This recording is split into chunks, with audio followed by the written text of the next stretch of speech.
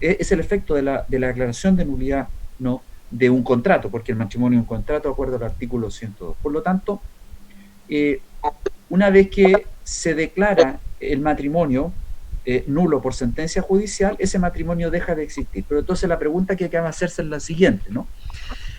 De acuerdo al artículo 1686 del Código Civil, ¿no?, cuando se declara la nulidad, sea absoluta o relativa, de un acto jurídico, esta nulidad, una vez declarada, retrotrae a las partes al estado en que se encontraban antes de la celebración del acto contrario, ¿no? Por lo tanto, se borra, entre comillas, de un plumazo todo lo que ocurrió entre la celebración del contrato hasta el momento en que se declaró la nulidad por sentencia judicial, y esta quedó firme y ejecutoriada. Entonces, lo importante y esencial es lo siguiente: este efecto, una vez declarada la nulidad, se puede aplicar en materia extrapatrimonial de la misma forma en que se aplica en la materia patrimonial, y la respuesta claramente es no. ¿Por qué? Porque aquí nos encontramos con un contrato sui generis que, más que un contrato celebrado entre dos personas, que podríamos decir aquí va a haber un principio de autonomía de la voluntad, de la libertad contractual, no. Es un contrato que es una institución. ¿Por qué? Porque todos sus efectos están regulados por el legislador. Y en consecuencia, lo que el legislador apunta es que se deba proteger a aquel cónyuge que, entre la celebración del matrimonio y la declaración de nulidad del mismo, estuvo de buena fe y lo celebró con justa causa de error. Por lo tanto, eso significa, obviamente, que entran a jugar otros principios y otras reglas distintas a la nulidad patrimonial que ustedes estudiaron en cursos anteriores. Y entonces, para morigerar, para atenuar estos efectos que pueda producir la declaración de nulidad, entonces que el legislador incorpora, ¿no?, la figura, ¿no?, del matrimonio putativo. Esa es la finalidad, en el fondo, del matrimonio putativo, ¿no? Entonces, habíamos quedado en la clase anterior, habíamos analizado todos los elementos y lo habíamos explicado, y entonces voy a retomar la clase anterior. No estoy grabando todavía porque esto ya lo vimos, respecto, ¿no?, y para referirme a los efectos del matrimonio putativo, ¿no? Y entonces nosotros dijimos en su oportunidad, respecto de los efectos del matrimonio putativo, que los efectos hay que mirarlos desde dos puntos de vista. Primero, los efectos en relación no con los hijos, si durante el matrimonio, ¿no?, los cónyuges tuvieron hijos, y si no, los efectos entre los cónyuges, ¿no?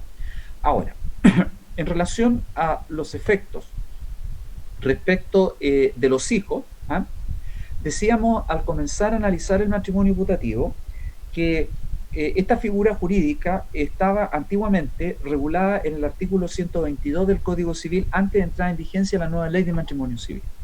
Por lo tanto, el legislador mantuvo esta institución. ¿Y por qué? Porque la razón de ser del matrimonio putativo está en relación a la protección de los hijos habidos durante el matrimonio, ¿no? Ahora, el primer efecto, dicho esto, es que la nulidad o la declaración de nulidad de matrimonio no va a afectar la filiación que haya sido determinada de los hijos, aunque no haya habido buena fe ni justa causa de error por parte de ninguno de los cónyuges. ¿De acuerdo? Y esto es importante y esencial por la siguiente razón, ¿no? Porque figúrense ustedes lo que ocurriría si los hijos fueron de filiación matrimonial y luego declarada la nulidad de matrimonio, y al retrotraer el estado que a los cónyuges al estado en que se encontraban antes, estos eran solteros. Por lo tanto, los hijos pasarían de una filiación matrimonial a una filiación extramatrimonial. Entonces la pregunta es, en relación a los hijos pierden el estado civil de hijo por la declaración de nulidad de matrimonio. Respuesta: no. Entonces, ¿cuál es el efecto? Que mudan, ¿no?, la filiación matrimonial y extramatrimonial. Entonces la pregunta es, ¿pero esto en definitiva tiene algún efecto de fondo solamente formal? No solamente formal, porque en definitiva aquí ningún efecto va a producir respecto de los hijos. Y eso es importante. Por lo tanto, se mantiene, ¿no?, la filiación entre matrimonial, ¿no?, y entre matrimonial y extramatrimonial, ¿no? Ese es un primer punto que hay que tenerlo presente. Ahora, en tercer lugar, ¿no?, este efecto en relación a la filiación de los hijos es la protección de un principio que está incorporado en el mensaje del Código Civil desde el año 1857, que es el principio de protección de los incapaces, de aquellas personas que no pueden valerse por sí mismos, ¿no? Y también es la expresión del principio que proviene de la Convención de los Derechos del Niño, incorporada por ley de la República el año 1991, que es el principio del interés superior del niño, ¿no? Y el artículo 51 además nos distingue entre los hijos nacidos de cualquier tipo de matrimonio nulo, sea simplemente nulo, sea un matrimonio putativo, igual no va a conservar su carácter de filiación matrimonial, ¿no? Entonces, la pregunta es la siguiente, ¿no? ¿Dónde está la importancia de conservar su carácter de filiación matrimonial? Hoy día, la única importancia que tiene en distinguir la filiación matrimonial como extramatrimonial es que en la filiación matrimonial se aplica la presunción de paternidad. Esto es, que los hijos habidos durante el matrimonio se presume que el padre de su hijo es el cónyuge, ¿no? Es el marido, no, de la mujer. Y por lo tanto, esa es la presunción que prevalece, y por lo tanto esa presunción no se va a destruir por la nulidad del matrimonio, y que porque los hijos puedan mudar, ¿no?, desde una filiación matrimonial a una filiación extramatrimonial. Por lo tanto, si nosotros sostenemos y afirmamos, ¿no?, que la declaración de nulidad del matrimonio y del matrimonio putativo no afecta a la filiación que ya fue determinada por los hijos, es que obviamente no podemos derribar la presunción de paternidad, o sea, no podemos entrar a desconocer de que efectivamente el marido, ¿no?, es el padre de los hijos, ¿no? Y eso es lo importante y lo esencial desde un punto de vista de los efectos en relación a los hijos, ¿no? Por lo tanto, a los hijos, ¿no?, les será inoponible la sentencia que declara nulidad de matrimonio, porque no va a afectar su situación personal, ¿no? No afecta a la situación personal. Y otra es la situación de los efectos que produce la nulidad de matrimonio respecto de los cónyuges, ¿de acuerdo? Y obviamente, que ya lo dijimos y lo anticipamos, que cuando un matrimonio se declara nulo, lo primero que tenemos que señalar es lo siguiente, ¿no?, que va a retrotraer a los cónyuges al estado que se encontraban antes de celebrar el matrimonio. Por lo tanto, si antes de celebrar el matrimonio tenían el estado de viudo, porque había enviudado y había celebrado un nuevo matrimonio, entonces tendrá el estado civil de viudo. Si antes no había contraído ningún matrimonio en un acuerdo de unión civil, entonces va a tener lugar, ¿no?, el estado de soltero. Y si antes del matrimonio había estado casado y se había divorciado, entonces vuelve al estado civil de divorciado. Por tanto, en cuanto al estado civil y en cuanto al ámbito personal de los cónyuges, eso es lo que ocurre con la declaración de nulidad de matrimonio. Pero lo que más importante, obviamente, es de analizar, ¿no?, es qué es lo que ocurre en el ámbito patrimonial, o sea, en relación con los bienes. Porque fíjense ustedes que el matrimonio pudo haber estado vigente y pudo haber cumplido todos sus efectos, desde el momento en que se celebró hasta el momento en que salió la sentencia de nulidad. El matrimonio puede haber estado, ¿no?, por ejemplo, 5 años vigente, ¿no? Entonces, para eso, el legislador, en el artículo 51, en su párrafo segundo de la Ley de Matrimonio Civil, lo dijo explícitamente. Dijo que si el matrimonio es putativo para uno de los cónyuges, solo para este el matrimonio produce efectos civiles, y puede elegir el cónyuge que estuvo de buena fe y que lo contrajo con justa causa de error entre reclamar la disolución y liquidación del régimen de bienes o someterse a las reglas de la comunidad.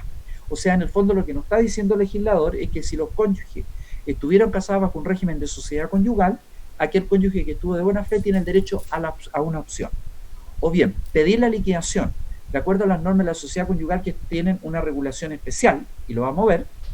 O bien, la segunda opción es pedir la liquidación, pero de acuerdo a las reglas generales de un cuasi contrato de comunidad.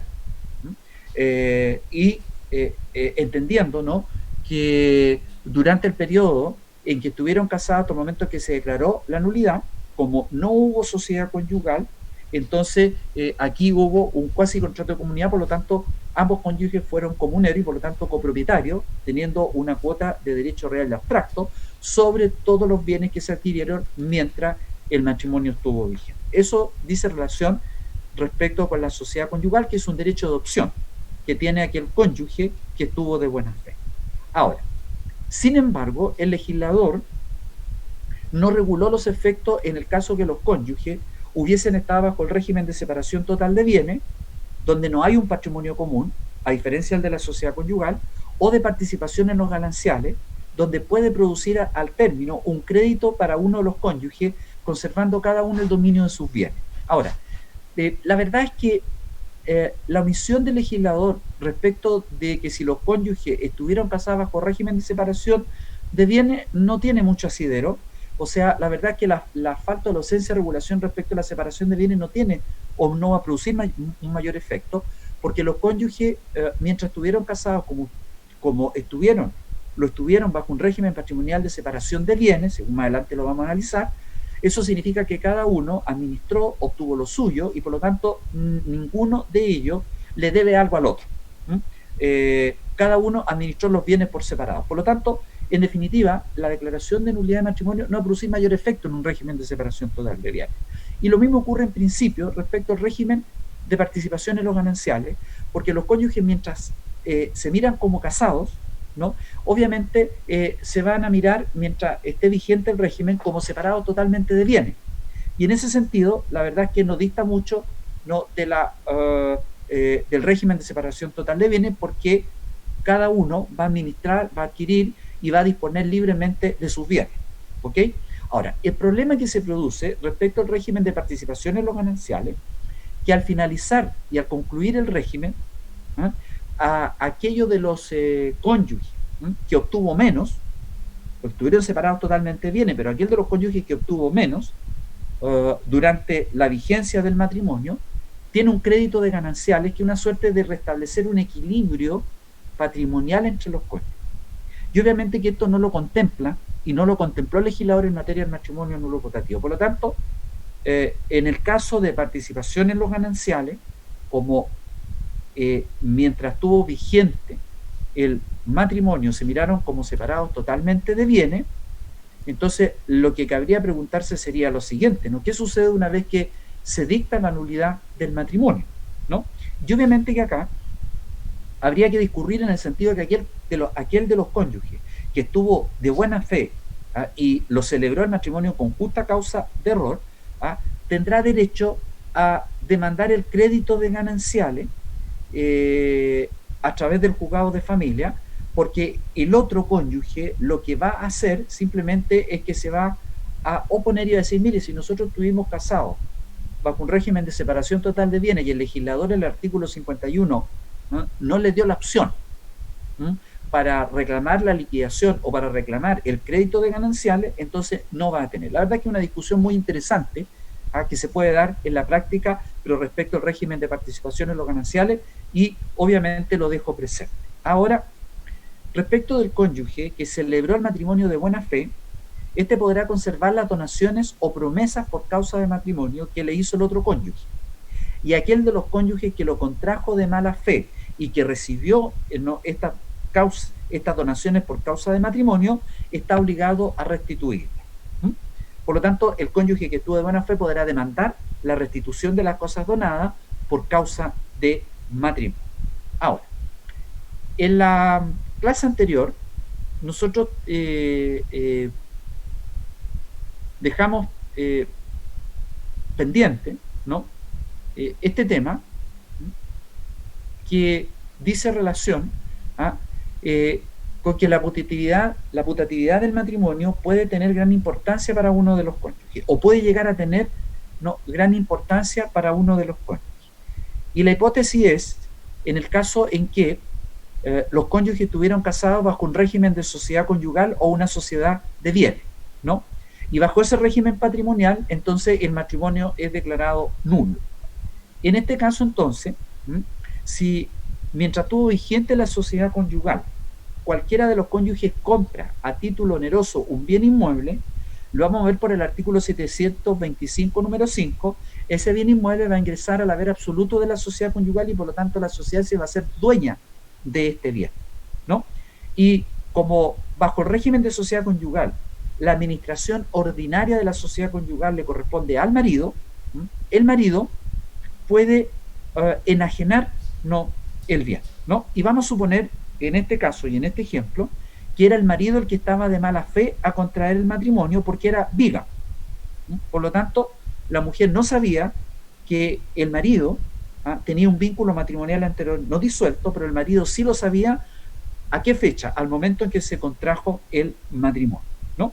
Entonces, aquí el marido, casado bajo régimen de sociedad conyugal y de mala fe, va a vender este bien inmueble a un tercero sin la autorización de la mujer. Mujer que estaba de buena fe porque ignoraba que su marido estaba anteriormente casado, ¿no? Esa es la hipótesis que se coloca y que podría perfectamente ocurrir, ¿no? Entonces, la pregunta que uno tiene que hacerse respecto de esta situación es la siguiente, ¿no? ¿Cuál es la opción en este caso para la mujer de poder accionar en contra del marido en una hipótesis de un matrimonio nulo putativo, ¿no? Ahora, en la primera opción, la compraventa será nula para la mujer, porque para la mujer, que en el caso del ejemplo estuvo de buena fe, ¿no? El matrimonio fue putativo y por lo tanto cumplió todos sus efectos jurídicos. Y mientras el matrimonio cumplió todos sus efectos civiles, una de las obligaciones que tenía el marido al momento de enajenar un bien inmueble de la sociedad conyugal es que por el artículo 1749 requería contar con la autorización de la mujer y no lo hizo. Por lo tanto, ahí hay un vicio de nulidad y por lo tanto quien lo puede demandar es la mujer si es que estuvo de buena fe y entonces podría demandar, ¿no?, la nulidad del contrato de compraventa de ese bien raíz. Ahora, la pregunta es, ¿en qué le beneficia esto? La respuesta es que al recuperar el bien raíz, la mujer entonces pasa a tener una calidad de copropietaria o comunera de ese bien raíz. Y por lo tanto, como el matrimonio fue declarado nulo putativo, ese bien raíz se puede vender. Por lo tanto, la mujer va a obtener el 50% de la venta del bien raíz. Por lo tanto, obviamente que beneficia, en este caso, ¿no?, a la mujer casada, vuelvo a reiterar, bajo el régimen de sociedad conyugal. Esa es la primera opción, ¿no? Entonces, obviamente que la putatividad del matrimonio puede ser importante, ¿no?, respecto, ¿no?, de uno de los cónyuges.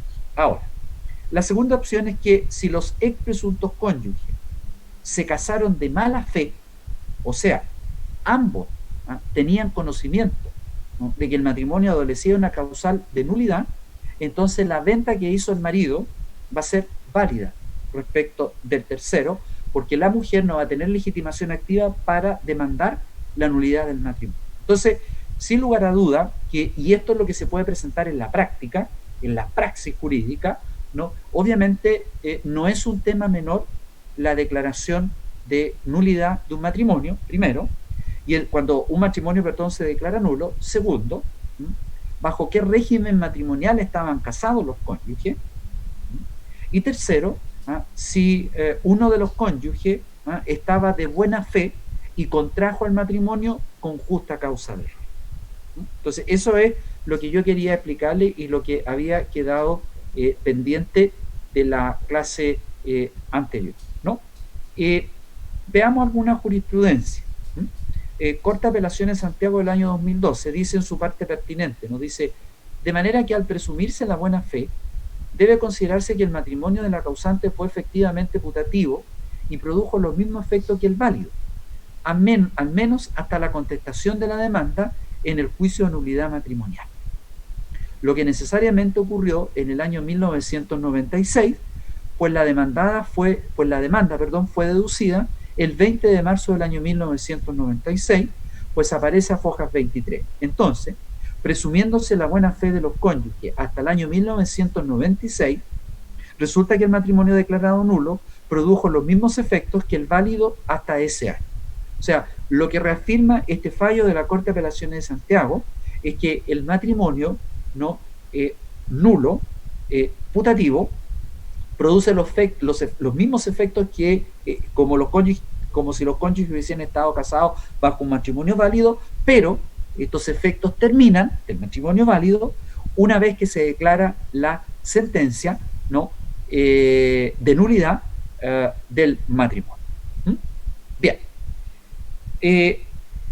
Enseguida, no se olviden ustedes, voy a hacer un recuento, que estamos analizando la forma de terminación del contrato de matrimonio. Primero vimos la forma en que termina el matrimonio por muerte natural, por muerte presunta, y acabamos de ver, ¿no?, por una sentencia que declara la nulidad de matrimonio. Y ahora vamos a analizar la cuarta causal, a través de la cual se puede poner término al matrimonio, que es por sentencia firme o por una sentencia firme de divorcio, ¿no? Que, dicho sea de paso, es la principal hoy día fuente de, de, de nulidad, ¿no? De término, perdón, del matrimonio. La sentencia, la terminación del matrimonio por sentencia firme de divorcio, ¿no?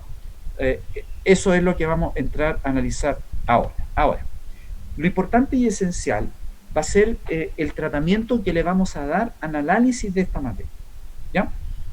En primer lugar, según la opinión de la doctrina moderna del derecho civil chileno, la autora María Quintana Villar opina que tanto la separación de los cónyuges y el divorcio se encuentran subsumidas dentro de un gran tema que es la ruptura matrimonial.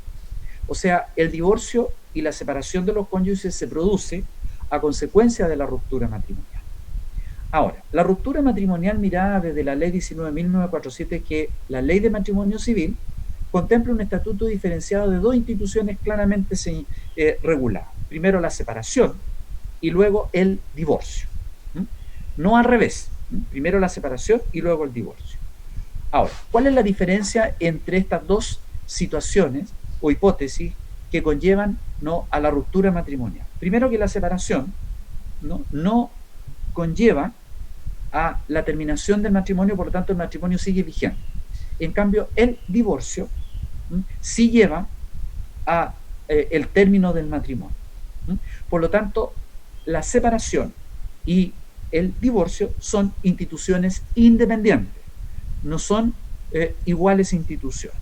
Ahora, es importante señalar que durante la tramitación del proyecto de ley de matrimonio civil del año 1947, los honorables parlamentarios propusieron que la sentencia de separación fuera requisito indispensable para impetrar la acción de divorcio. Cuestión finalmente que no prosperó porque en la mayoría de los casos las parejas cesan su convivencia, no pasan por la separación y esperan que se cumplan el año o los 3 años, según sea un divorcio común acuerdo o un divorcio culpa, para demandar el divorcio en contra del otro cónyuge. Por lo tanto, no necesariamente, ojo, no necesariamente se pasaba primeramente por una separación y luego por un divorcio. Entonces, lo importante y lo esencial entonces es que la materia que nosotros vamos a abordar, primero vamos a estudiar la separación. ¿Por qué vamos a estudiar primero la separación? Porque la separación es la antesala del divorcio, ¿de acuerdo? Entonces, no podríamos estudiarlo al revés. Entonces, primero vamos a analizar la separación y luego vamos a analizar el divorcio, y teniendo presente que el divorcio sí pone término al matrimonio, no así la separación, ¿de acuerdo? Entonces, pero ambos son fenómenos que se producen por la ruptura. Ahora, es importante aquí señalar lo siguiente, ¿no? Antes de entrar a analizar cada una de estas dos instituciones, para el legislador moderno, el matrimonio es una comunidad de vida. Y por lo tanto, al ser una comunidad de vida, no solamente es una comunidad de vida desde un punto de vista amoroso, desde un punto de vista espiritual, desde un punto de vista moral del respeto, desde un punto de los derechos y deberes recíprocos entre los cónyuges, sino que también el matrimonio tiene una arista que no es menos importante, que es una arista de carácter patrimonial. O sea, ¿qué ocurre con los bienes del matrimonio o con los bienes adquiridos durante el matrimonio? Entonces, lo que les quiero señalar, ¿no?, que el término del matrimonio no solamente tiene un componente jurídico, y eso ustedes también lo tienen que tener bien presente como futuros abogados, ¿no?, sino que también hay que tener en consideración los aspectos emocionales los aspectos, las vinculaciones relacionales, ¿ah? Las vinculaciones parentales entre el padre con los hijos si hubo hijos, ¿no? Porque un quiebre matrimonial obviamente no solamente produce efecto entre los cónyuges, porque si el matrimonio, ¿ah? Si el matrimonio tuvo hijos, obviamente que también hay que analizar y tratar la relación del quiebre matrimonial, ¿ah? De cómo va a repercutir y cómo va a afectar, ¿ah? A los hijos. ¿Ah? Miren, muchas veces acá sucede, ¿ah? Que el marido es el que rompe, ¿ah? El matrimonio, ¿ah? Porque encuentra una tercera persona. Entonces, en un primer momento, ¿no? Va a tener un quiebre bastante fuerte, ¿no? La mujer no va a querer ver al marido, ¿no? Durante un cierto tiempo, porque obviamente la mujer se va a sentir afectada, se va a sentir demoralizada, ¿ah? Va a tener un proceso, digamos, de rechazo, de conflicto, ¿ah? Respecto, digamos, de su marido, ¿no? O sea, son muchas cosas, ¿ah? las que van a acontecer, ¿ah? Respecto a este quiebre matrimonial. Yo he estado fuera del edificio que está en Patricio Lynch, entre San Marcos y Sotomayor, donde hay ahí un edificio y hay un centro de mediación familiar, y yo algunas veces he presenciado cuando las parejas van a mediación, ¿ah? Y salen luego de la mediación a la calle, ¿ah? Y se empiezan a decir improperio uno contra otro. Y para qué decirnos, ¿verdad? Cuando el marido fue quien abandonó a su mujer por otra mujer, entonces la mujer le dice de todo. Pero no menos cierto que también uno tiene que preocuparse, ¿no? De cuál va a ser, ¿no? La situación social, la situación doméstica y sobre todo la situación emocional de los niños, ¿no? Porque cuando un matrimonio, yo les voy a dar dos ejemplos, ¿no? Y esto obviamente son ejemplos de la vida real, ¿no? Primero, cuando un matrimonio se separa, los conflictos al principio son fuertes, y si tienen hijos, obviamente esto se traduce en los hijos, porque los hijos pasan a ser la moneda de cambio. Y el caso que les voy a contar es el siguiente, ¿no? Que me tocó a mí fallar una causa siendo abogado integrante de la Corte, ¿no? Esta es una causa que viene del juzgado de familia de Arica, en donde se produjo la separación porque el papá se fue con otra, y entonces la mamá quedó al cuidado de los hijos. La mamá no trabajaba y por lo tanto tuvo que empezar a trabajar, pero el papá le pagaba la pensión de alimentos. El papá era un profesional muy exitoso de la ciudad, y por lo tanto tenía un buen pasar económico, ¿no? ¿Y qué es lo que sucedió? ¿No? Que el papá, luego de que se produjo la ruptura matrimonial y el quiebre y se fijaron los alimentos a través del juez de familia, pidió obviamente, ¿no, verdad?, el derecho a la regulación directa, que antiguamente era el derecho de visita, o sea, el derecho a mantener una relación regular y directa con sus hijos. Entonces, ¿qué es lo que sucedió? ¿No? Que el papá consiguió finalmente que la mamá le entregara a los hijos el día viernes en la noche y el papá se los entregaba el día domingo en la noche, ¿no? Y entonces, mientras estaban con el papá, los hijos, mientras estaban los hijos con el papá con su nueva pareja, les daba la vida que no les daba la mamá, o que no le podía dar la mamá. Entonces, como tenía un buen ingreso económico, entonces el papá los sacaba a pasear, le compraba los juguetes que ellos querían, les compraba la ropa que ellos querían, niños, estoy hablando entre 7 y 11 años, y entonces el papá se los empezó a conquistar de esa forma, hasta que el papá demandó, ¿no?, la tuición sobre sus hijos. Y entonces, cuando el juez de familia tuvo la audiencia reservada con los niños, obviamente yo les pregunto a ustedes, cuando el juez de familia le preguntó que con quién querían quedarse, obviamente que los hijos, no, los niños dijeron con el papá. Y era algo obvio, ¿no? Porque el papá, ¿no?, les daba todo y nunca les decía que no, ¿no?, lo que no les podía dar la mamá. Entonces, el juez de familia escuchó a la consejera técnica del Tribunal de Familia y finalmente el juez de familia optó por acoger la demanda y le entregó la tuición de los hijos al padre. Estos son los hechos que le estoy relatando. Ahora, por supuesto que el abogado de la mamá, que era en este caso la demandada, apeló del fallo, y el fallo entonces subió en apelación a segunda instancia. Y entonces le correspondió conocer a una sala de la Corte de Apelaciones, donde yo ese día me tocó integrar, y entonces finalmente, de acuerdo a los antecedentes, revocamos el fallo del juez de familia y por lo tanto le mantuvimos la tuición en favor de la madre, ¿no? Y la pregunta es, bueno, ¿por qué? ¿No? Porque aquí no solamente hay que tomar en consideración el aspecto material, ¿no?, sino que también hay que tomar en consideración el aspecto emocional y la responsabilidad. Y obviamente que la responsabilidad parental, ¿no?, era de la mujer sobre sus hijos. Si la mujer acompañó testigos, la mujer también declaró en el juicio, y de las declaraciones, que son todas audiencias orales, obviamente se desprendía, sin lugar a dudas, que era la madre la que era la responsable y la que se preocupaba de sus hijos y la que le ponía los límites a los hijos, que es muy importante. Mientras que el papá no, porque con el papá jauja, ¿no? Con el papá los niños lo pasaban súper bien, ¿no? Y por lo tanto el papá los dejaba hacer, o sea, era laissez-faire, ¿no?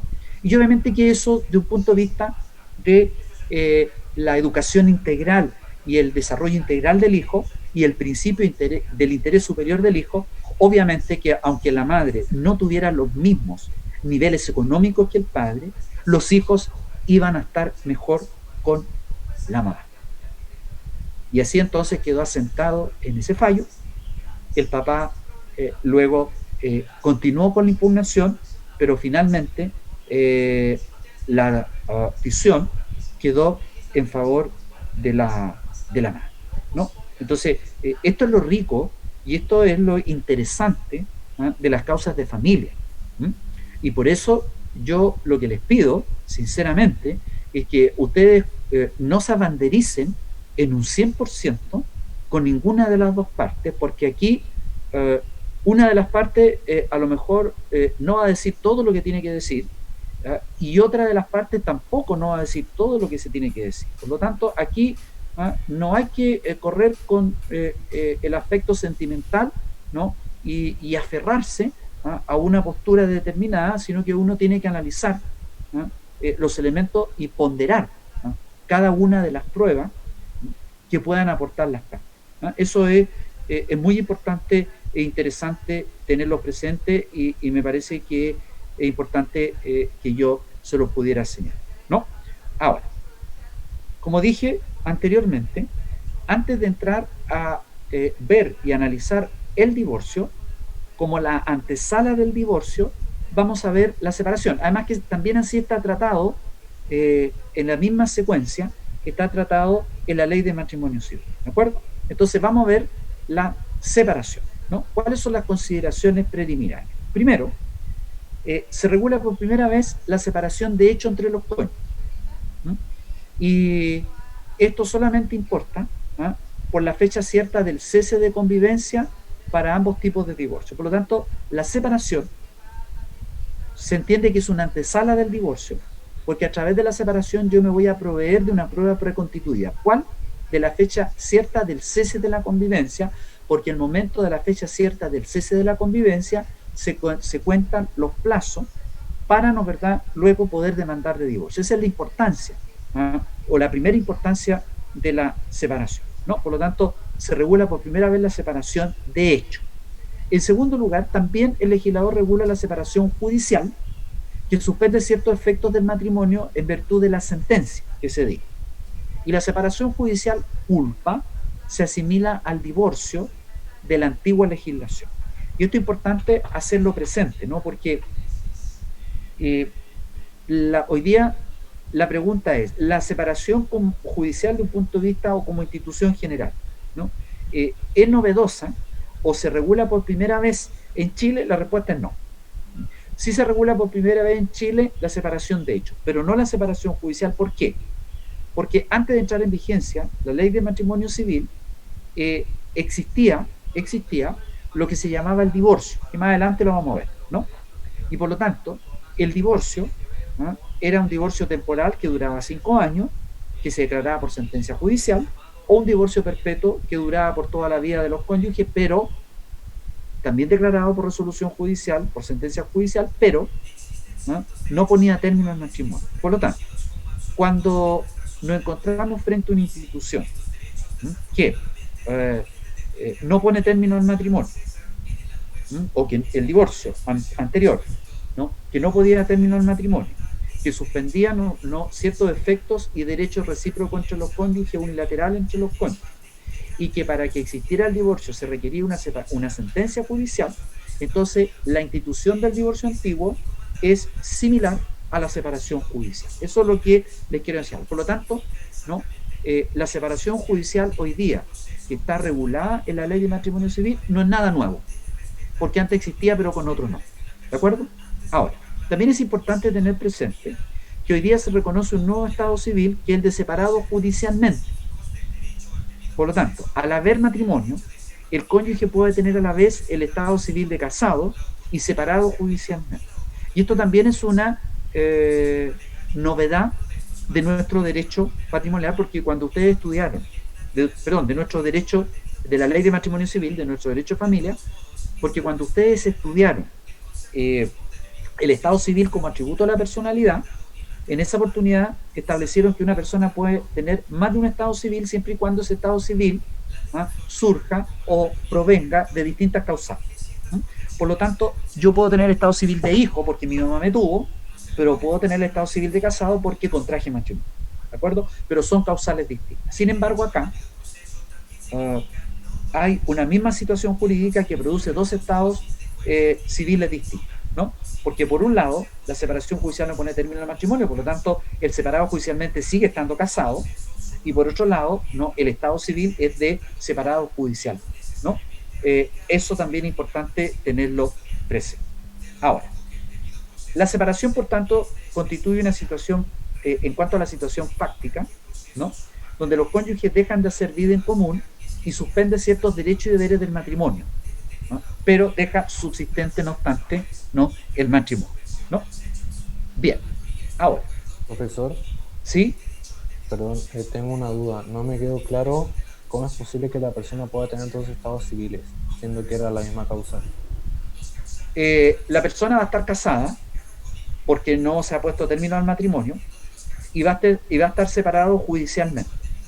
Ahora, el tema de la separación judicial dice relación con un tema más patrimonial que matrimonial.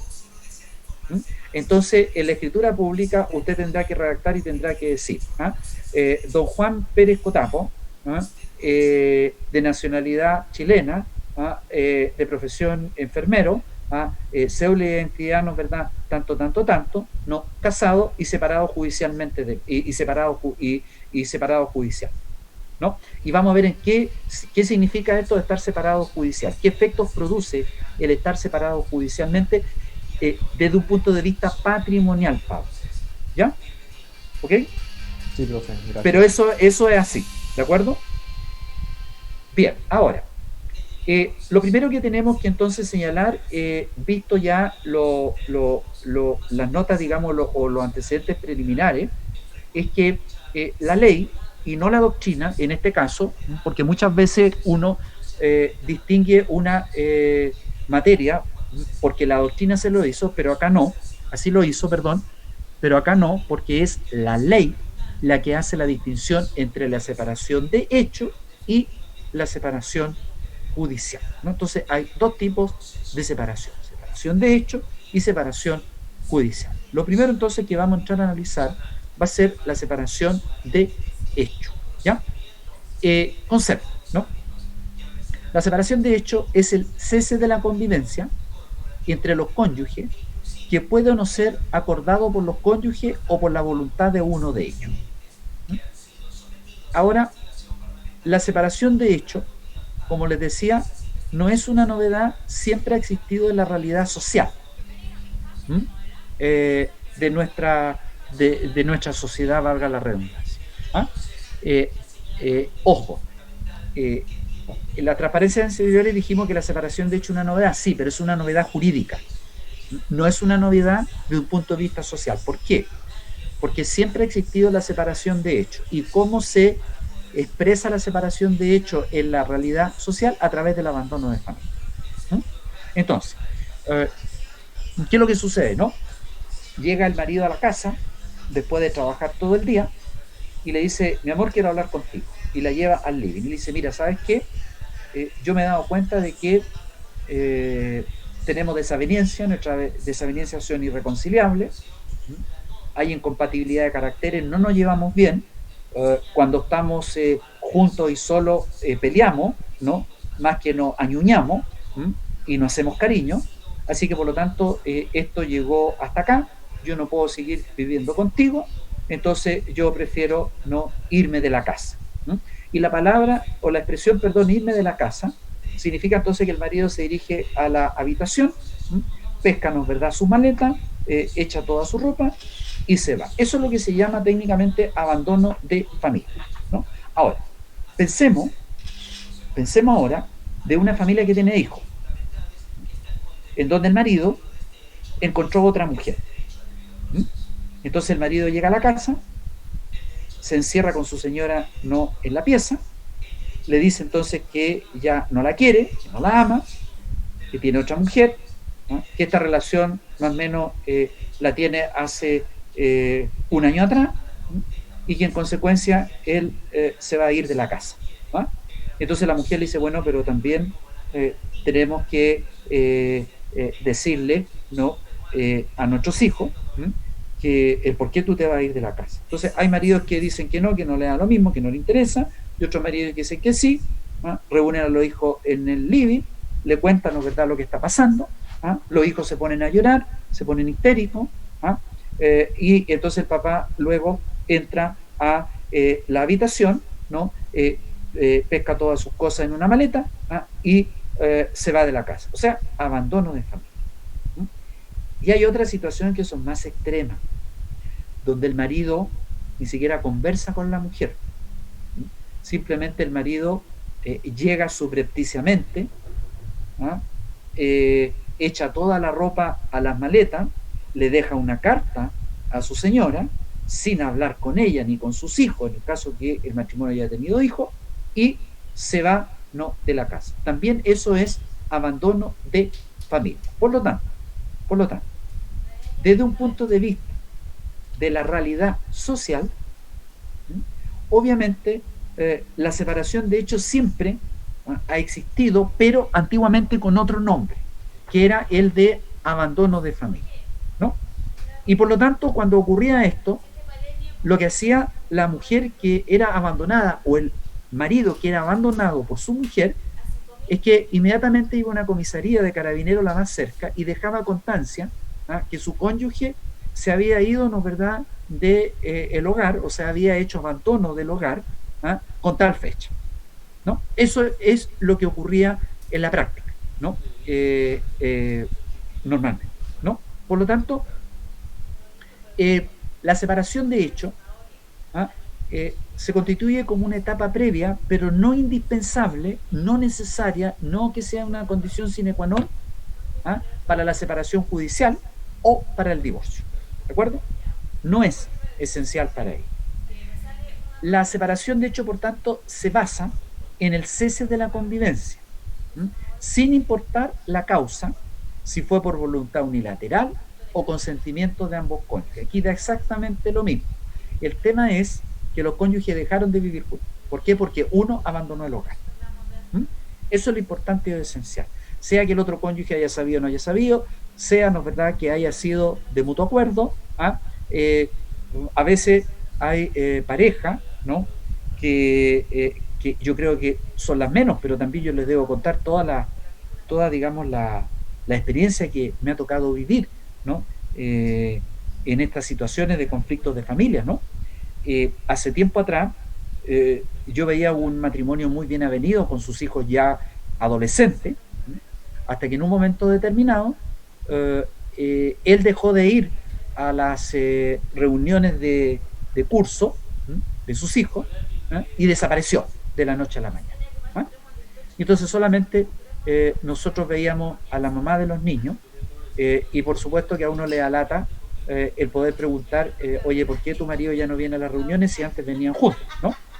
Y entonces al cabo de 6 meses ella nos dice, pero contenta y alegre, que la relación había terminado con el marido, que el marido estaba teniendo otra relación y que de esa otra relación la actual pareja del marido había quedado embarazada.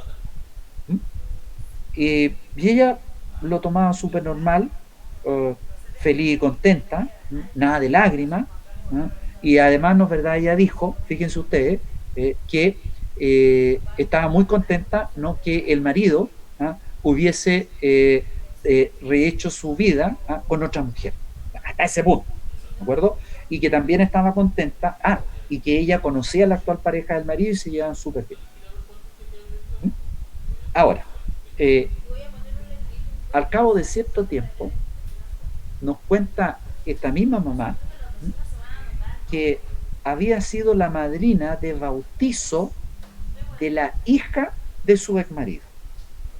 Entonces yo, la verdad que eso uno lo encuentra, ¿no?, digno de Ripley, como digo yo, ¿verdad? Entonces, lo que yo les quiero señalar, y eso es lo rico, el enriquecedor del derecho de familia, que aquí, como yo les cuento una historia, obviamente no me cabe la menor duda que también ustedes deben saber muchas historias, ya sea que hayan terminado con un final feliz, como este caso, en que toda la familia es armónica y después que ella fue la madrina del hijo de su ex marido, el ex marido después iba a ver a los hijos al colegio. Entonces era como una vida normal, ¿no? Entonces, eso es lo importante respecto y de tenerlo presente en relación a una separación de hecho, ¿ya? Ahora, y es lo jocoso de todo esto.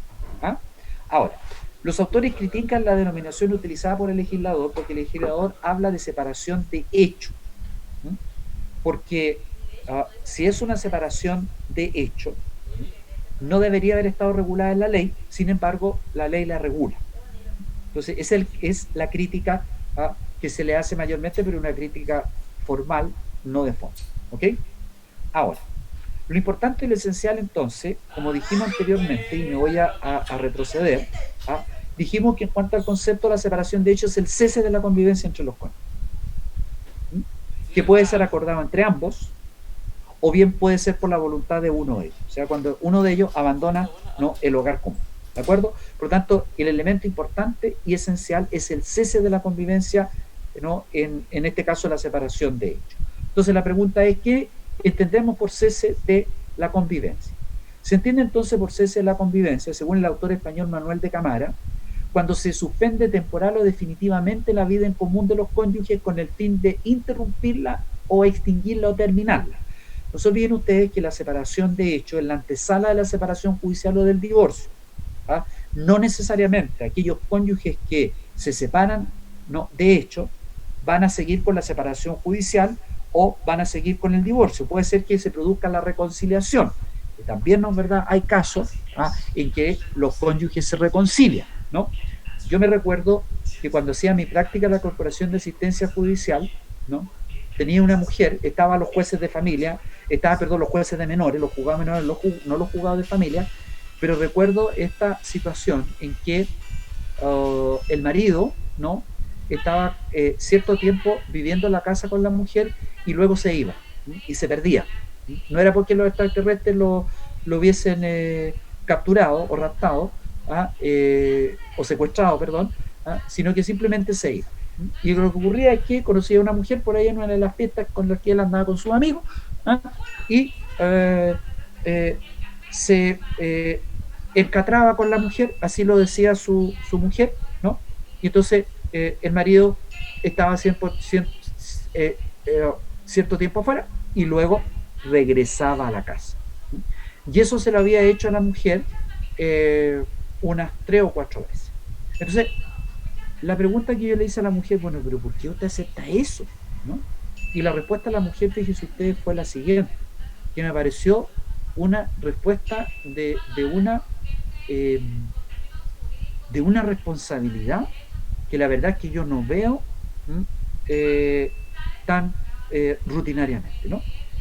La respuesta de la mujer fue la siguiente: señores practicantes, yo era practicante, no era abogado. Mira, igual la gente a uno le dice señor abogado, ¿no? Me dijo, señor abogado, mira, yo tengo hijos. Lamentablemente yo no trabajo y me dedico a la crianza de mis hijos.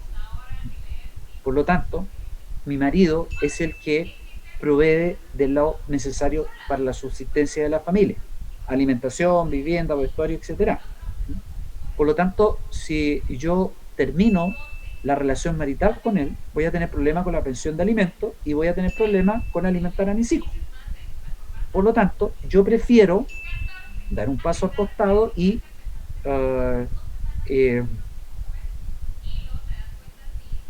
palabra que ella utilizó fue perdonar sus aventuras extramaritales por mis hijos. Fíjese usted que esa mujer se sacrificaba por sus hijos, ¿no? Porque ella me dijo, si hubiese sido por mí, yo hace tiempo lo hubiese echado de la casa. Entonces, es importante lo que yo les quiero señalar, ¿no? Que el cese de la convivencia no es una expresión que, si bien es cierto, es acuñada por el legislador, pero no está definida por el legislador. Por eso entonces que uno tiene que recurrir al concepto que da la doctrina, el derecho, digamos, la doctrina internacional, ¿no? Ahora, también es importante, interesante señalar lo siguiente, ¿no? Los cónyuges viven separados, pero nada opta que vivan bajo el mismo techo por razones económicas, de los hijos o de la reconciliación. Y esto ocurre en muchas situaciones en nuestra ciudad, ¿no? Les voy a dar el siguiente ejemplo. Una pareja ya adulta, ¿sí?, que se separó, pero que vivían en la misma casa, ¿no? Entonces, él vivía en el segundo piso y ella vivía y ocupaba el primer piso de la casa, pero tenían vidas separadas, tenían camas separadas, ¿no? Todo separado. Entonces, en un momento determinado, y todavía me recuerdo, el año 2015, ambos abuelos viajan con su nieto a Tacna. ¿Por qué viajaron a Tacna con su nieto? Porque los papás no lo podían llevar y tenía un control médico. Y estando ellos separados, viviendo bajo el mismo techo y la misma casa, ellos viajan a Tacna, ¿no? Y pasan por la frontera y hacen todos los trámites, ¿no? ¿Verdad? Y regresan, en fin, etcétera, y vuelven a la casa. Entonces, la diferencia era que ella quería obtener el divorcio y él no quería el divorcio. O sea, ambos no estaban de acuerdo. Entonces, ella lo demanda a él por divorcio porque dice, mira, el cese de la convivencia terminó hace tiempo, y la abogada de él, al momento de contestar la demanda de divorcio, dice, no, aquí no han transcurrido los plazos del divorcio, porque si bien es cierto que nosotros hacemos vidas separadas y vivimos bajo un mismo techo, hubo una reconciliación. Y entonces, fíjense ustedes que exhibe las fotos de ese viaje a Tacna. Y entonces, al haber existido una reconciliación entre ellos, al haber viajado junto con su nieto a Tacna, entonces eso era una reconciliación y por lo tanto se había suspendido el plazo que contempla el legislador para acceder al divorcio, y en consecuencia debía ser rechazado la demanda de divorcio. Ahora, aparte de todas las pruebas, que es lo que ocurrió, y ahí durante el juicio ante el juez de familia declararon varios hijos de la pareja, y nietas también que tenían mayor de edad, ya sea a favor o en contra de esta situación. Y finalmente el juez de menores dictó la sentencia y rechazó la demanda de divorcio. Rechazó la demanda de divorcio, señalando que si bien es cierto que había un cese de la convivencia, que las partes habían cesado su convivencia a contar del año 2014, etcétera, no obstante que vivían en la misma casa, pero no en cuartos separados, en fin, y hacían bien distintos, independientes unos de otros, existía absolutamente la voluntad. Este cese de la convivencia, esta separación, ¿no?, se había interrumpido, ¿no?, con la reconciliación que ocurrió cuando ellos viajaron a Tacna.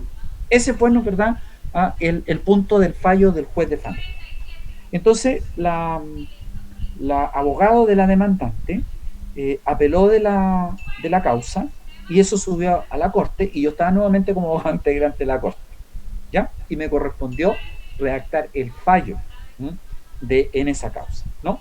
Y en definitiva, la corte llegó al convencimiento de que, en primer lugar, ¿no?, efectivamente había un ánimus, ¿no?, de separación.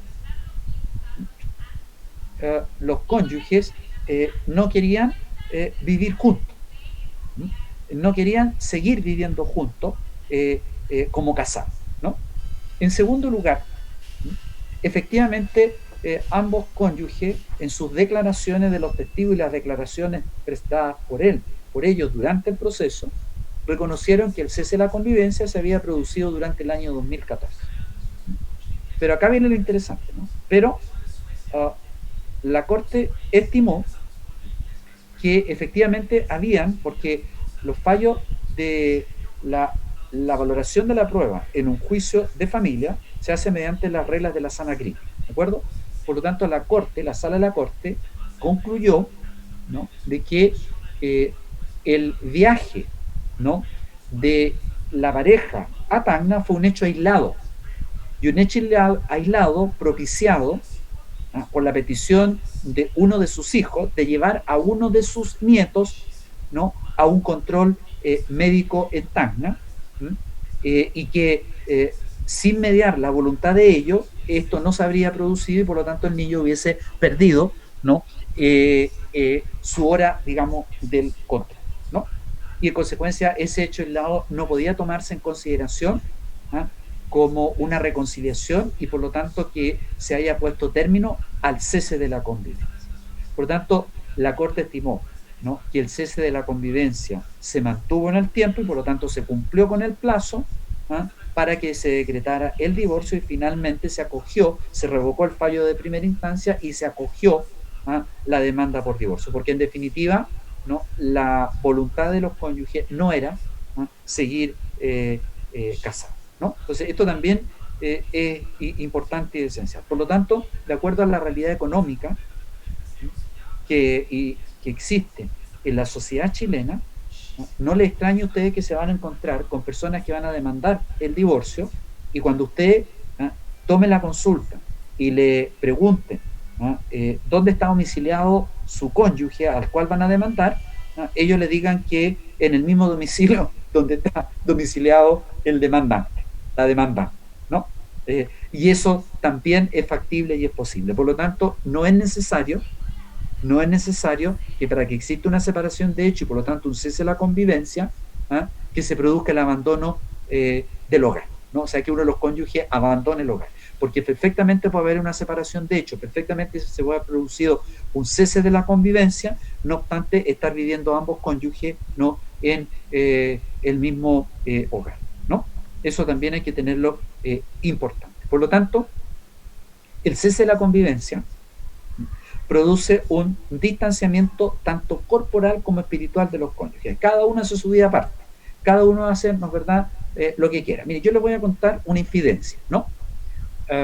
Yo conocí de muy cerca una pareja, no voy a dar por supuesto los nombres, muy conocida en Arica, en donde en un momento determinado a mí me dijeron de que ellos estaban separados, pero no obstante ellos vivían en la misma casa, ¿no? Entonces, en una oportunidad, un día domingo, que yo venía llegando a mi casa, la veo a ella, que va llegando en un auto, con un señor joven, ¿no?, que era su actual pareja. Y luego la vi a ella comprándole en una casa comercial una ropa. Por lo tanto, no debe esto ser motivo de alguna imputación, ¿no? Por ejemplo, en contra de la mujer. No, no, de ninguna forma, ¿no? Porque cuando se produce esta separación de hechos y cuando los cónyuges viven en el mismo hogar, justamente se va a producir eso. Entonces, cuando los cónyuges viven en el mismo hogar y hay una separación de hechos y un cese de la convivencia, lo que uno tiene que acreditar a través de los medios de prueba es que efectivamente no solamente hay un distanciamiento corporal, que hoy día se llama distanciamiento social de acuerdo a la pandemia, sino que también hay un distanciamiento espiritual, ¿ah?, de los cónyuges. ¿Okay? Ahora, por lo tanto, hay cese de la convivencia cuando existe un animus separationis, o sea, la intención de suspender el consorcio de vida del matrimonio. Quien alega, por lo tanto, este ánimo debe probarlo por cualquier medio de prueba, salvo la confesión, ¿sí?, de uno de los cónyuges. Ahora, el artículo 38 de la Ley de Matrimonio Civil, al regular la reanudación de la vida en común, exige como requisito que éste sea con el ánimo de permanencia. Y esto también es importante porque el ánimo de permanencia se contrapone al ánimo separación. Por lo tanto, ¿no?, en la causa que yo les señalaba, vamos a suponer que en esta causa que yo les relaté, ¿no?, y que fue así lo que declararon los testigos de cada una de las partes, los testigos declararon de que cuando los abuelos viajaron con su nieto a Tacna, los vieron en Tacna, y los vieron muy amorosos, que él le había comprado un helado a ella, que pues le había invitado, ¿no es verdad?, a almorzar, etcétera, y que por lo tanto había una reanudación de la vida, se había reanudado la vida en común, y por lo tanto ya había cesado la convivencia. Sí, pero no solamente es importante tener en consideración que se pueda reanudar la vida en común, sino que la reanudación tiene que ser con el ánimo de permanencia, porque cuando los abuelos del niño viajaron a Tacna y llegaron de vuelta a Tacna, cada uno siguió viviendo en forma separada, o sea, se mantuvo el distanciamiento corporal y espiritual. Por lo tanto, un ánimo transitorio obviamente nos sirve para poner término al cese de la convivencia. ¿Ok? Bien. Ahora, la ley, perdón, ¿sí? ¿Quién está hablando, perdón? Bárbara. Sí, profesor, a mí me entra una duda, ¿qué criterio se tiene en pandemia? Porque me imagino, por ejemplo, una ciudad que tiene cordón sanitario, que está con cuarentena total y no, simplemente no te puedes mover de tu casa, a menos que vayas al supermercado o a la farmacia. ¿Qué criterio se ocupa para el cese de la convivencia? O sea, yo perfectamente me puedo ir a una pieza distinta a la de mi marido o duermo en el living. ¿Eso sería? Claro, pero en este caso la gracia y la facilidad, Bárbara, en los casos que se tramitan ante los juzgados de familia, es que la prueba es abierta y es desformalizada. Es desformalizada. Por lo tanto, aquí toda declaración sirve. Ahora, independientemente de aquello, finalmente quien tiene que valorar y dar y otorgarle veracidad a una y otra declaración o postura, ¿no?, de las partes, es justamente el juez de familia. Y eso lo tiene que hacer a través de las reglas de la sana crítica, o sea, a través de ocupando los principios de la lógica, de los conocimientos técnicos afianzados, ¿no?, y de la ciencia, y de las reglas de la experiencia, ¿verdad?, y los conocimientos científicamente afianzados, ¿no? Entonces, eso es lo que hay que, eso es, digamos, lo que hay que, por lo cual hay que ceñirse, ¿no? Ahora, el legislador en materia de tramitación ante los juzgados de familia observó y se resguardó de no ocupar la confesión judicial entre los cónyuges, porque la confesión judicial, ¿no?, obviamente puede ser manipulada. Entonces, la verdad es que aquí son los otros medios de prueba, más, digamos, que la confesión, que no se acepta como medio de prueba en estos casos. ¿De acuerdo? Eso es lo que yo te puedo, digamos, señalar. Por lo tanto, eso tendrá que analizarlo y tendrá que valorarlo el juez de familia en un momento determinado. ¿Ah? Eso es. Gracias, profe. De nada, Bárbara. Ahora, en estos casos, como decíamos, no obstante que la nomenclatura que utiliza el legislador es separación de hecho, la crítica que se le hace es que la separación de hecho está regulada por el legislador. Por lo tanto, la ley determina en qué caso adquiere el carácter de fecha cierta el cese de la convivencia. Por lo tanto, lo que les quiero aquí a ustedes señalar es lo siguiente, ¿no? La importancia de la separación de hecho, ¿ya? Es justamente que sirve para una prueba preconstituida. ¿Para qué como prueba preconstituida? Para acreditar el cese de la convivencia, la fecha en que cesó la convivencia. ¿Y para qué es importante acreditar la fecha del cese de convivencia? Porque ahí empieza entonces a contarse el plazo para poder luego demandar, ¿no?, el divorcio, ya sea por 1 o por 3 años, según lo vamos a ver. Por lo tanto, la ley determina en qué caso, ¿no?, adquiere el carácter de fecha cierta el cese de la convivencia. Por ejemplo, si la separación fue por decisión unilateral de alguno de los cónyuges, o sea, uno de los cónyuges abandonó el hogar común, la fecha cierta será la notificación de la constancia del ánimo de ponerle fin a la convivencia conyugal a través de los medios de la letra A o B del artículo 22. Eso significa, una vez que se notifique, ¿no?, la constancia de la escritura pública o el acta extendida ante el oficial de registro civil, o dejando constancia, ¿no?, de la intención ante el juez que corresponda. Cuando hablamos de juez que corresponda, hablamos del juez de familia. Así lo dice el artículo 25. En cualquiera de estos casos, entonces, se puede producir esta situación. Y ahora, si hubo un acuerdo regulatorio, o sea, si ambos cónyuges se pusieron de acuerdo, entonces la fecha cierta será la que conste por escrito ¿en dónde? En una escritura pública, en un acta extendida y protocolizada ante notario público, en un acta extendida ante el oficial de registro civil o en la transacción aprobada judicialmente. Artículo 22 de la Ley de Matrimonio Civil. O la fecha de inscripción o subinscripción o anotación en el registro público de algunos de estos documentos. En cualquiera de estos casos, entonces, les va a servir a ustedes para poder acreditar la fecha cierta del cese de la convivencia. Aunque ustedes no lo crean, en Arica hay muchas parejas que en sus lugares o sus círculos sociales son conocidas. Entonces, cuando van a esta separación de hechos, cese de la convivencia, entonces ellos prefieren regularlo de común acuerdo y entonces esta regulación tiene que contar por escrito, ¿no? Entonces, si producen el cese de la convivencia, entonces esta escritura, donde cesa la convivencia, tendrán que subinscribirla al margen de la inscripción del matrimonio del registro civil. Pues ahí hay una, por ejemplo, subinscripción. Por lo tanto, no basta solamente con que, en algunos casos, ¿no?, con tener la escritura guardada en un cajón donde se produjo el cese de la convivencia, ¿ya? Sino que también es importante poder subinscribirla en algunos registros, como en el caso que yo les di del registro civil. Ahora, si hubo demanda para regular las relaciones mutuas y con los hijos, ¿no?, la fecha entonces cierta será la de su notificación. Muchas veces el marido abandona el hogar común, ¿no?, y entonces la mujer inmediatamente lo que hace es demandarlo. Primero, demandando, ¿no?, el pago de la pensión de alimentos, porque se interrumpió el derecho recíproco de socorro entre los cónyuges. Piensen ustedes lo siguiente, ¿no?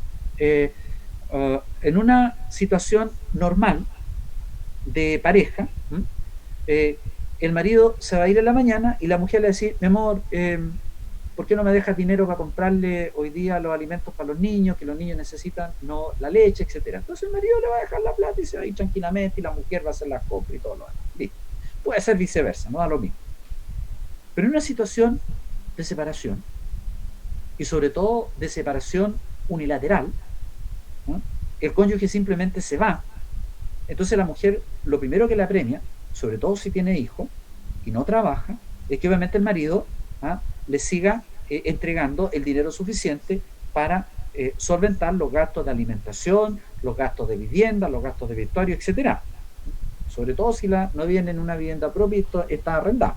Entonces lo primero que va a hacer la mujer es acercarse a un juzgado de familia y demandar al marido, y va a demandar obviamente en lo principal la pensión de alimentos, ¿no? Y entonces en este caso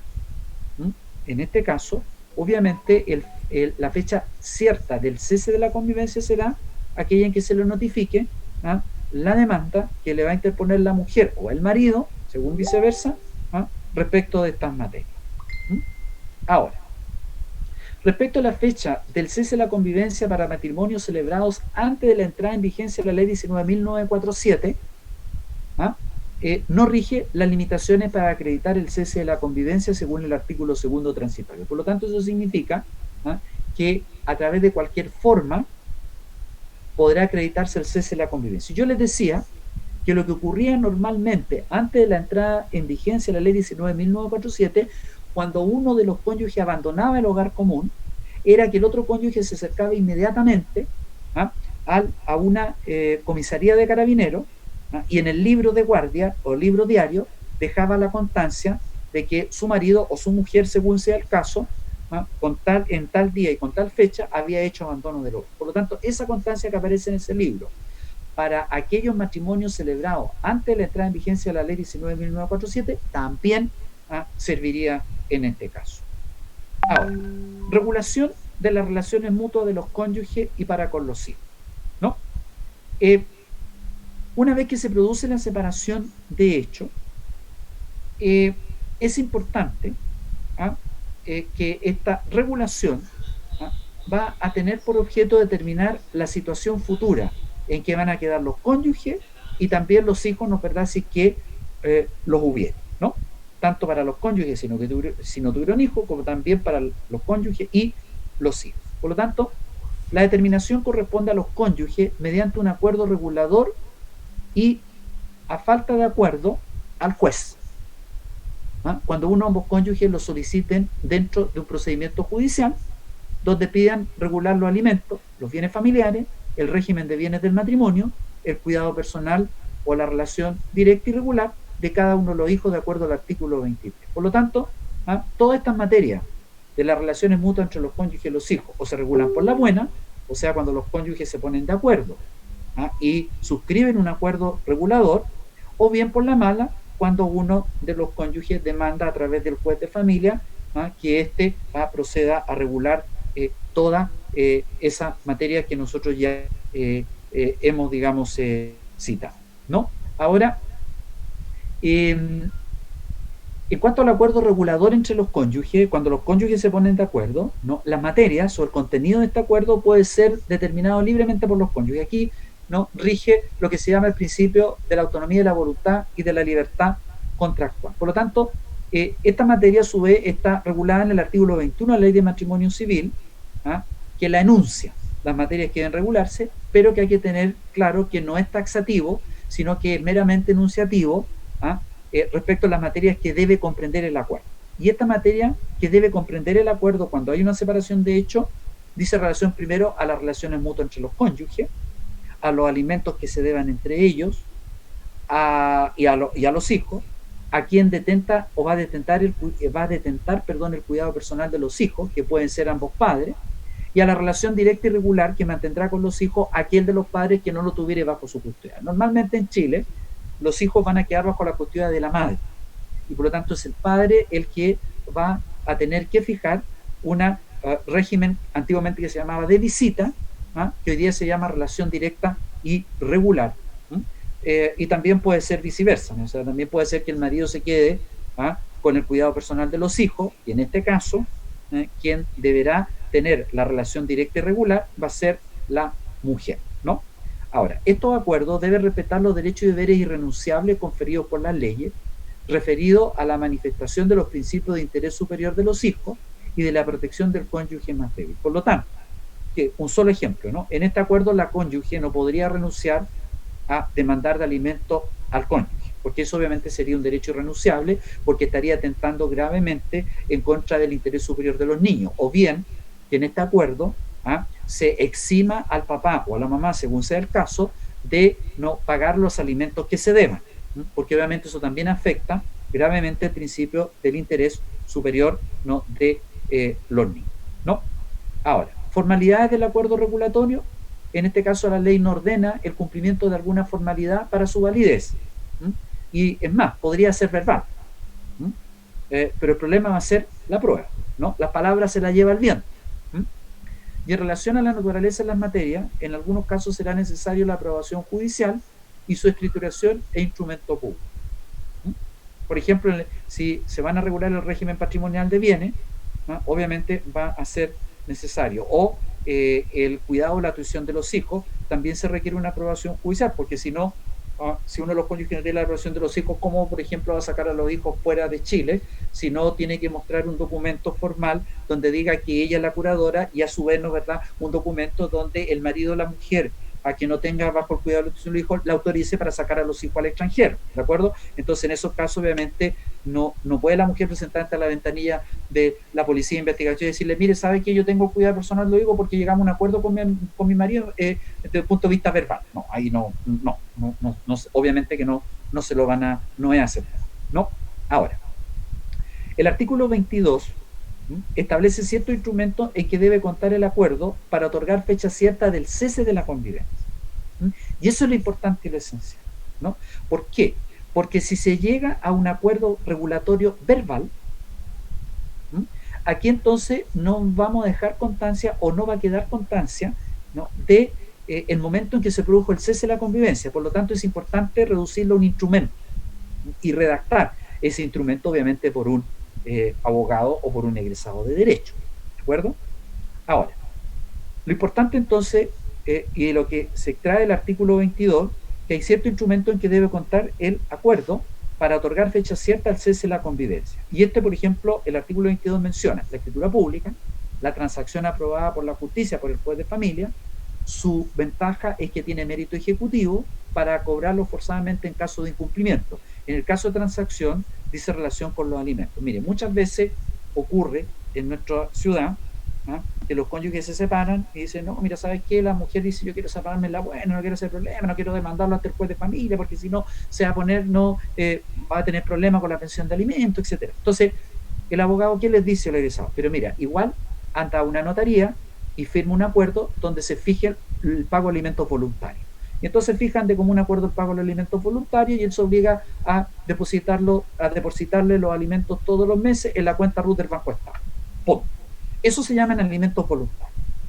Ahora, ¿qué pasa cuando él conoce otra pareja y ya no le alcanza el dinero para depositar la pensión de alimentos y entonces va a depositar o no deposita la pensión de alimentos un mes o deposita la mitad?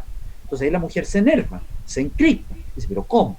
Si llegamos a un acuerdo que tenía que depositarme 800.000 pesos, me depositaste el mes pasado 150 y ahora no me depositaste. Entonces, ¿no?, en ese caso, la mujer va a demandarle y uno dice, no, llegamos a una transacción judicial. Esa es, ¿no?, la transacción judicial que se puede producir. Entonces el marido, ¿qué va a transar judicialmente?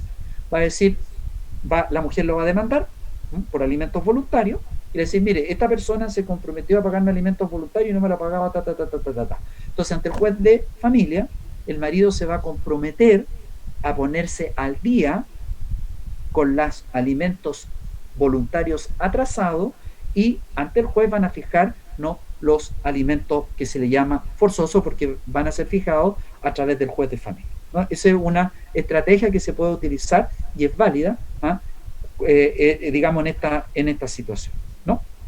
Bien. Limitaciones al acuerdo regular entre los cónyuges. Estos acuerdos deben respetar los derechos y deberes irrenunciables conferidos por las leyes, referidos a la manifestación de los principios del interés superior del niño y a la protección del cónyuge más débil, según el ejemplo que yo les señalé anteriormente. Ahora, como el acuerdo no está, por regla general, sujeto a aprobación judicial, porque puede ser un acuerdo suscrito ante escritura pública, nada opta a que tenga plena validez y puede ser modificado o alterado por ambos cónyuges. O sea, por ejemplo, si la mujer estima que los 300.000 pesos que se fijaron por alimentos voluntarios no es suficiente, entonces pueden modificar el acuerdo y elevar la cantidad a 350 o 400.000 pesos, ¿no?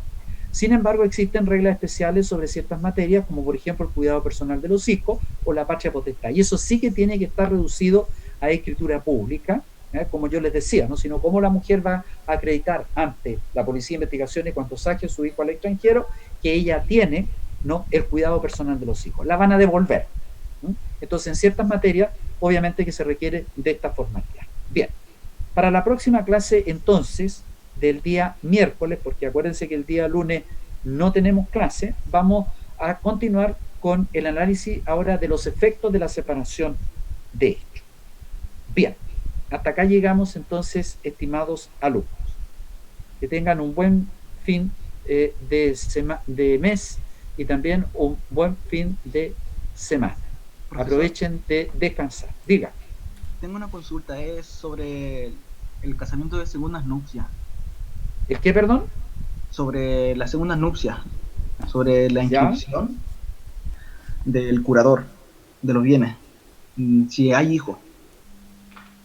Mi duda es... Sí, lo escucho, don Cristian. Mi duda es si, digamos, los dos padres se separaron, ¿ya?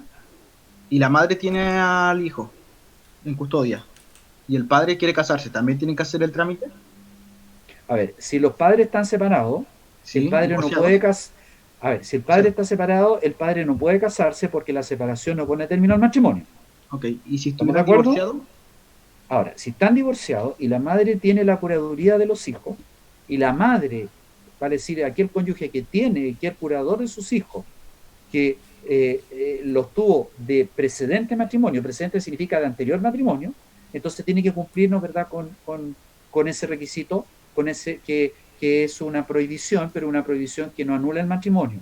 ¿Cuál matrimonio? El segundo matrimonio. Solamente produce efectos, como digo, en su oportunidad, de naturaleza civil o eventualmente penal. ¿De acuerdo? Sí. Ese es el punto. ¿Ya?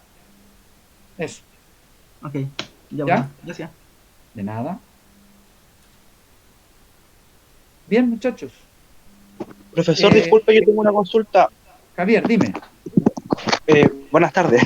Buenas tardes, en cuanto a las pensiones, de lo que estábamos hablando, sí, te escucho. Bueno, por ejemplo, yo trabajo y a mí me demandan para, sí. Yo me separé por pensión para mis hijos.